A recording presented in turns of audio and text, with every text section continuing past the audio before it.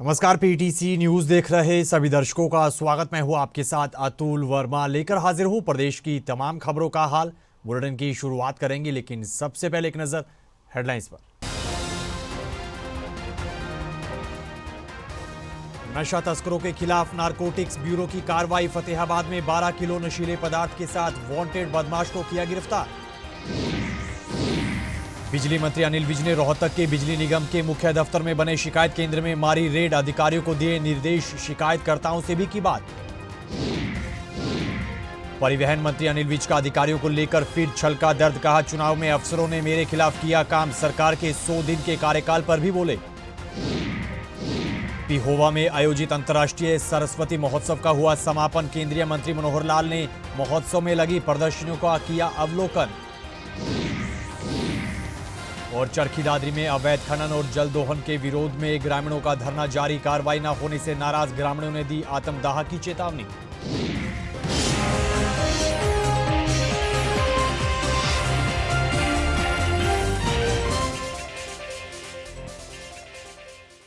तो चलिए बुलेटिन का आगाज करेंगे अहम खबर के साथ। नशा तस्करों के खिलाफ हरियाणा में नारकोटिक्स ब्यूरो की बड़ी कार्रवाई लगातार जारी है। इसी कड़ी में फतेहाबाद में नशा तस्करों के खिलाफ नारकोटिक्स ब्यूरो की टीम ने कार्रवाई की है और करीब 12 किलो नशीले पदार्थ के साथ वांटेड बदमाश को भी गिरफ्तार किया है। इस मामले में जानकारी देते हुए नारकोटिक ब्यूरो के अधिकारी ने बताया कि बदमाश के साथ एक अवैध हथियार, 17 जिंदा कारतूस भी बरामद कर लिए गए हैं। वांटेड अपराधी बम्बिहा गैंग का सदस्य है, जो कि लगातार कई मामलों को अंजाम देता आ रहा था और आरोपी पर 25 से ज्यादा मामले दर्ज हैं। समूचे हरियाणा में नशा तस्करों के खिलाफ विशेष अभियान नशा मुक्त हरियाणा, नशा मुक्त भारत के तहत कार्रवाई के तहत एएसआई सूर्यकांत में टीम के साथ बरवाड़ा मौजूद थे। जो सूर्यकांत को मुखबिरी मिली कि रविंद्र कुमार उर्फ फौजी वासी अड़ेवा अपने साथियों के साथ गांव बुराना में नशीला पदार्थ गांजा बेचने के फिराक में है। जो सूचना के आधार पर रविंद्र कुमार को काबू किया, जो उसके साथी धुंध का फायदा उठाकर भागने में कामयाब हो गए। रविंद्र कुमार उर्फ फौजी के खिलाफ हरियाणा में 25 अभियोग अंकित हैं। तो किन किन धाराओं के तहत मुकदमे दर्ज हत्या, लूट, डकैती, आर्म्स एक्ट के अभियोग अंकित हैं। तो क्या कोई आरोपी किसी गैंग से टच है सर? ये पंजाब की भाबिया गैंग है, उससे इसके तार जुड़े हुए मिले। हरियाणा में 6 मुकदमों में ये वांछित है। इसके साथ और भी साथी थे सर कोई? और 4 साथी और थे जो मौके पर धुंध का फायदा उठाकर भाग। इधर हरियाणा के कैबिनेट मंत्री अनिल विज लगातार एक्शन मोड में है। इसी कड़ी में रोहतक पहुंचे बिजली मंत्री अनिल विज ने बिजली निगम के दफ्तर में बने शिकायत केंद्र में रेड मारी है और कई मामलों को लेकर जांच की। इस दौरान उन्होंने अधिकारियों को लोगों की शिकायतों के समाधान को लेकर निर्देश भी दिए, जरूरी आदेश भी उन्होंने जारी किए। इसके अलावा शिकायतकर्ताओं से उन्होंने फोन पर बातचीत करते हुए शिकायतों को लेकर अपडेट भी लिया। देखिए, वैसे तो आज छुट्टी का दिन है, इतवार है, लेकिन फिर भी मैंने कहा मैं जाके देखूंगा, क्योंकि कंप्लेंट अटेंड करने के लिए तो दफ्तर होता है। तो वो मैंने चेक किया है। तो कब कंप्लेंट आई, कितने घंटे में उसका रिड्रेसल हुआ, वो कंप्यूटर पर मैंने सारा चेक किया है। बहुत सारी कंप्लेंटें तो जैसे 1 तारीख की आई हुई थी और अभी तक भी रिड्रेसल उसका नहीं हुआ था। मैंने कंज्यूमर से भी खुद बात की है कि भी आपका मसला हल हो गया या नहीं हो गया। कुछ ने कहा हो गया, कुछ ने कहा नहीं हुआ, कुछ ने कहा कि सारा दिन हमारी लाइट ठीक नहीं हुई है। तो काफी केसेस मैंने चेक किए। फिर वहां मैंने एससी को बुलाया और एससी को मैंने कहा कि सारे केसेस आप चेक करो, जितनी कंप्लेंट्स आई हैं, और 4 घंटे से ज्यादा जो केसेस हल नहीं हुए हैं उन सारों की एक्सप्लेनेशन कॉल करो और रिपोर्ट मेरे पास भेजो, फिर मैं कार्रवाई करूंगा। इधर हरियाणा में अफसरों को लेकर हरियाणा के कैबिनेट मंत्री अनिल विज का दर्द एक बार फिर से छलका है। रोहतक में पत्रकारों से बातचीत करते हुए अनिल विज ने यह आरोप लगाया कि चुनाव में अफसरों ने उनके खिलाफ काम किया। इस दौरान उन्होंने सरकार के 100 दिन के कार्यकाल पर भी प्रतिक्रिया दी, साथ ही सीएम सैनी को लेकर भी बयान दिया। इसके अलावा उन्होंने अन्य कई मुद्दों को लेकर भी खुलकर बयान दिया है। हम सब कुछ ठीक करने की कोशिश कर रहे हैं। अम्बाला के डीसी चेंज किए थे, आप संतुष्ट हैं? आपने जिस तरह आरोप लगाए थे कि नहीं, देखिए ऐसा है, किसी को बदले किसी को ना बदले। 100 दिन हो गए और मैंने खुले मंच से कहा था कि अधिकारियों ने मेरे चुनाव में मेरे खिलाफ काम किया। 100 दिन के बाद अब किसी को बदले ना बदले, अब कोई वो नहीं, महत्व नहीं है उस बात का। सरकार कहाँ क्या करती है, अब ये सरकार का वो है, अब सारे का तो मुझे नहीं मालूम क्या कर रहे हैं। हाँ जी, नायब सिंह सैनी जी मुख्यमंत्री कहते हैं, अनिल विज तो हमारे सीनियर नेता हैं। नहीं तो मेरा सब कुछ छीन सकते हैं, मेरी सीनियरिटी तो नहीं छीन सकते। 7 बार का एमएलए हूँ, 7 बार का एमएलए हूँ। हाँ जी, मुख्यमंत्री ना बनने की मैंने कभी चाहा नहीं, कभी मांगा नहीं, कभी कहा नहीं और ना कभी कहूंगा। देखिए ऐसा है, मंत्री पद में मैंने किसी से कुछ ले तो रखा नहीं, कोठी मैंने नहीं ली, एक कार है, वो भी मेरे कार्यकर्ताओं ने कल दे दिया कि भी अगर कार छीनेंगे तो हम लेके दे देंगे। कुरुक्षेत्र के पिहोवा में आयोजित अंतर्राष्ट्रीय सरस्वती महोत्सव का समापन हो गया है। समापन समारोह में केंद्रीय मंत्री मनोहर लाल खट्टर ने बतौर मुख्य अतिथि शिरकत की। इस दौरान उन्होंने घाट पर लगी प्रदर्शनी का खास तौर पर अवलोकन किया। इसके अलावा घाट पर 1100 बच्चों द्वारा किए जा रहे सरस्वती पाठ में भी केंद्रीय मंत्री शामिल हुए। इस दौरान मनोहर लाल खट्टर ने दिल्ली विधानसभा चुनाव और चंडीगढ़ में मेयर चुनाव के नतीजे पर भी प्रतिक्रिया दी है। सरस्वती मेला जो प्राय हर साल ये हम कार्यक्रम उसका करते हैं, तो आज ये सरस्वती मेले का कार्यक्रम का समापन आज हुआ है। यहाँ बहुत से और भी महानुभाव पहले आए हैं। हमारा इतना ही कहना कि सरस्वती नदी एक हमारी प्रेरणा का एक स्रोत है। समाज जीवन की जितनी महत्वपूर्ण रचनाएं हैं, जितना साहित्य लिखा गया है, वो सरस्वती नदी के किनारे लिखा गया है। मान्यता यहाँ तक है कि 4 वेदों में से 3 वेद सरस्वती नदी के किनारे ही लिखे गए हैं। और प्राचीन काल में जैसे अन्य हमारी नदियाँ पवित्र नदियाँ हैं, गंगा है, यमुना है, इसी प्रकार से सरस्वती नदी का भी एक स्थान बहुत महत्वपूर्ण होता था। कालांतर में ये लुप्त हो गई। पहाड़ों में इसका जो पानी है वो डाइवर्ट होकर के बाकी नदियों में चला गया। कहीं पहाड़ों के अंदर कोई ना कोई हलचल जैसे होती है, वो टेक्टोनिकल घटनाएं जो होती हैं, जिसके कारण से पहाड़ जो है अपना रास्ता, यानी नदियाँ अपना रास्ता बदल लेती हैं। तो उस कारण से सरस्वती नदी का जो रास्ता है वो बदल करके अन्य नदियों में चला गया। चरखी दादरी में अवैध खनन और जल दोहन के विरोध में गांव रामलवास के ग्रामीणों का धरना प्रदर्शन लगातार जारी है। इसी कड़ी में ग्रामीणों ने सरकार और प्रशासन द्वारा मामले में कार्रवाई न करने को लेकर नाराजगी जाहिर की है और आत्मदाह की चेतावनी दी है। ग्रामीणों ने कहा कि वो कई बार सरकार और प्रशासन को इस पूरे मामले को लेकर अवगत करवा चुके हैं, कई बार शिकायतें दे चुके हैं, लेकिन अब तक समाधान नहीं हुआ है। ऐसे में वो जल्द बड़ा कदम उठा सकते हैं। 5 महीना होगा हमारे गांव का धरना चल रहा है। अवैध खनन हो रहा है, जल निकाल कर बाहर फेंक क्या करता। गांव में कुआं को पानी निकल गयो, पीने को पानी भी नहीं रहो। चरम रोग फैल गया गांव में, पशु बीमार, मानस बीमार। और जब तक हमारी मांग पूरी नहीं होगी इतना हमारे धरना पर उठनिया को नहीं। इतनी बड़ी झील बना दी, उरे खोद दी, टेक भी कोई बात होगी, इस झील में पड़ मरांगे जब तक हमारी समाधान नहीं होगा। इतना सरकार हमारी इतनी भी सुनवाई नहीं कर रही। सारी ठेकेदार का पलड़ा में बात बोल दी, हमारी कोई सुनाई नहीं हो रही।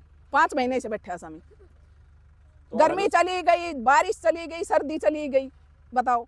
भाई हमारा पहाड़ खोद दिया ना, और भाई जापन बहु पड़ी सारे बाबा भाई सारे डांगर भर जैसा ढटे को ना समझा है, कोई हमारी सुनाई नहीं। और हम खूब तो गाड़ बकाएंगे भाई, और भाई हम कति सरकार की मानना नहीं।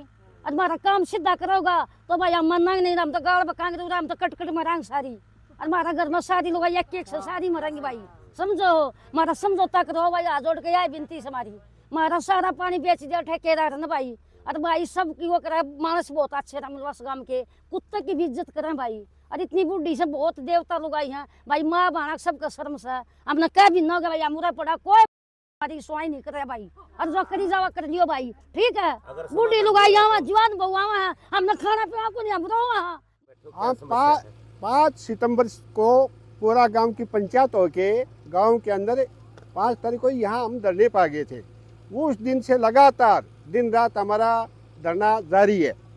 समस्या हमारी ये है कि जो ठेकेदार है अपना इंडियन कंपनी का, जो उसने क्या हमारे जो वाटर लेवल है, पानी का जो चवा कहते हैं, उसके नीचे कम से कम भी 200 फीट नीचे गहराई तक ले गया, जिसके कारण हमारे आसपास के कुएं सूख गए, पानी ख़त्म हो गया, बहुत बड़ी समस्या आ गई। और उससे पहाड़ जो अपने ब्लास्टिंग करता है, उससे हमारे गांव में भी धड़कन या दीवारें उनमें भी वो आई है।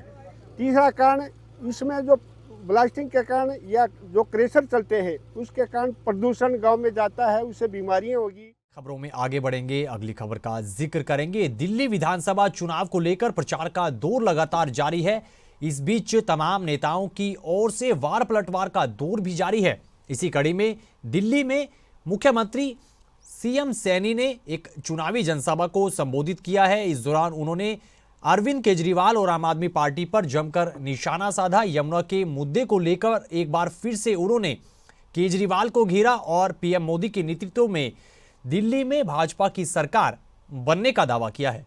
नगर में मैं बोल रहा था, बोलते बोलते मैं उनको कहने लगा, मैं कहा ये झाड़ू उठाऊं फिर रहा, मैं कहा इस झाड़ू को अगर नीचे चलाएं तो सफाई करता है, अगर मैं कहा इस झाड़ू को ऊपर कर ले तो क्या करा, कहा भूत उतार देगा,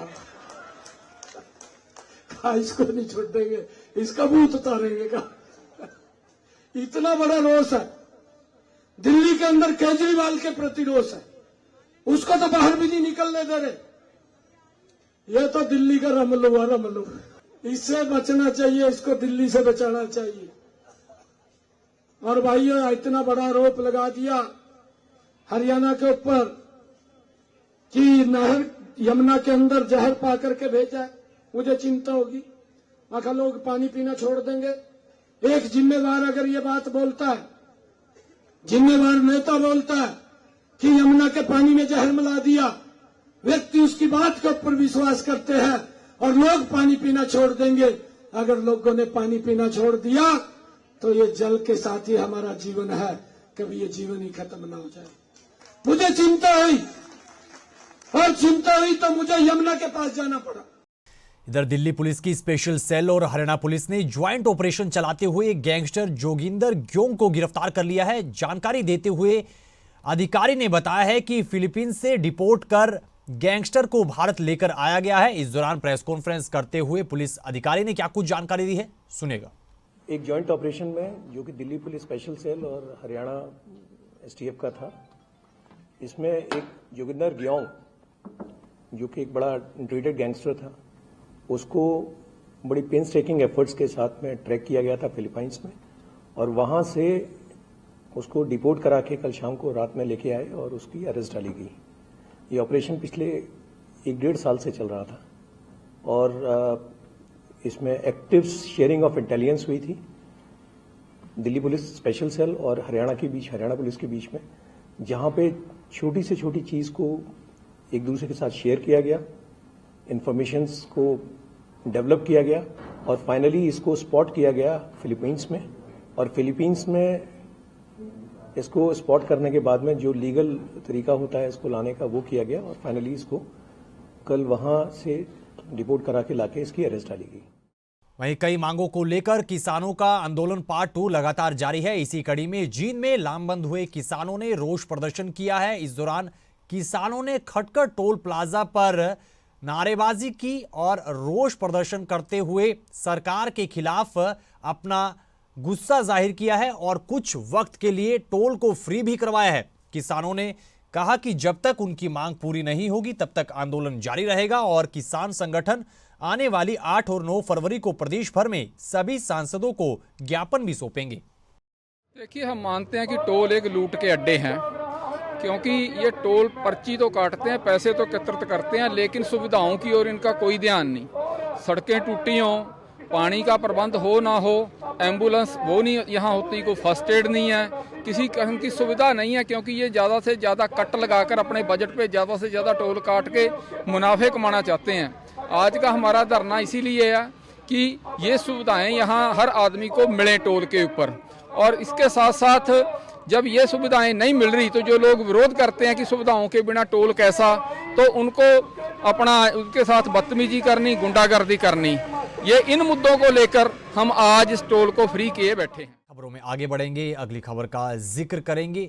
किसान नेता राकेश टिकैत ने आम बजट को लेकर प्रतिक्रिया दी है और बजट को फेलियर बताया है। यमुनानगर पहुंचे किसान नेता राकेश टिकैत ने कहा कि बजट कागजों में तो बहुत अच्छा है, लेकिन गांव और देहात को लेकर कोई भी बड़ा ऐलान मोदी सरकार ने नहीं किया है।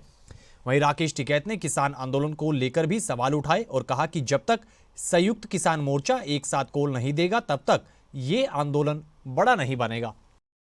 देखो, किसान तो कर्जा बढ़ने से बजट ठीक नहीं होता, फसलों के दाम बढ़ने से बजट ठीक होगा। दिल्ली के कागजों में तो बजट ठीक लगेगा उनको तो, लेकिन धरातल पे जो किसान है, गांव के लोग हैं, गरीब है, जो भूमिहीन किसान हैं, उनको बजट से ज़्यादा लाभ नहीं उनसे होता। इसमें क्रेडिट कार्ड पे 3 लाख से 5 लाख रुपए कराए, उसका रेट ऑफ इंटरेस्ट कम करते तो सीधा उसका फायदा होता। तो गांव और देश हितैषी भी नहीं है। एक चीज़ कहते हैं जी हमने 12 लाख रुपए टैक्स फ्री कर दिया, वहाँ तक टैक्स नहीं देना पड़ेगा। 12 लाख रुपए की कीमत जो आज से 2 साल पहले 6 लाख की थी, आज उसकी 12 लाख रुपए कीमत है। तो इस खबर के साथ फिलहाल इस बुलेटिन में इतना ही, लेकिन पीटीसी न्यूज पर खबरों का सिलसिला बदस्तूर जारी है। आप बने रहिए पीटीसी न्यूज के साथ। फिलहाल के लिए दीजिए इजाजत। नमस्कार।